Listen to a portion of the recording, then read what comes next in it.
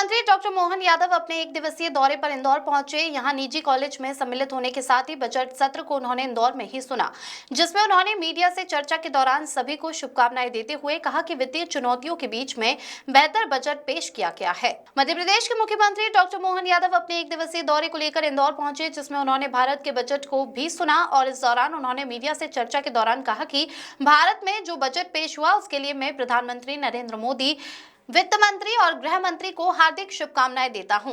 उन्होंने कहा कि हर क्षेत्र को बजट में शामिल किया है। साथ ही उन्होंने कहा कि 2047 अमृत काल का बजट पेश किया गया है, जिसमें रेडीमेड गारमेंट्स, टेक्सटाइल उद्योग को बढ़ावा देने और प्रोत्साहन करने का काम किया गया है। साथ ही छोटे से छोटे शहर के पर्यटन स्थल को विकसित भारत में जोड़ने का काम बजट के माध्यम से किया गया है।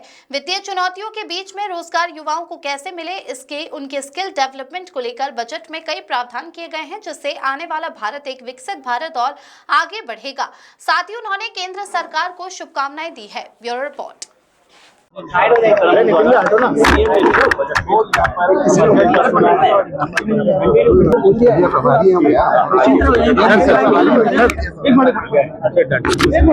कुछ करेंगे आज का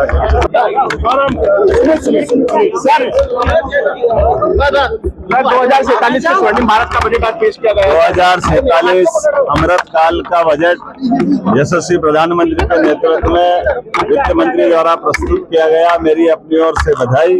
जितने प्रकार की सौगात सभी सेक्टर को दी है, इसमें कृषि, खास करके हमारे रेडीमेड गारमेंट्स और कॉटन इंडस्ट्री को प्रोत्साहन देने के लिए, टेक्सटाइल उद्योग को बढ़ावा देने के लिए जो छूट दी गई, मैं बधाई देना चाहूँगा। और सभी क्षेत्रों को, खासकर धार्मिक पर्यटन के छोटे छोटे शहरों के लिए भी गुंजाइश दी गई है। हमारे युवाओं को रोजगार की दृष्टि से ये बजट कई प्रकार के वैश्विक चुनौती के बीच भी भारत अपनी सक्षमता के साथ खड़ा हो, ऐसे सारे प्रावधान किए गए। मैं आज इंदौर में इस बजट को यहाँ सुनने के लिए आया।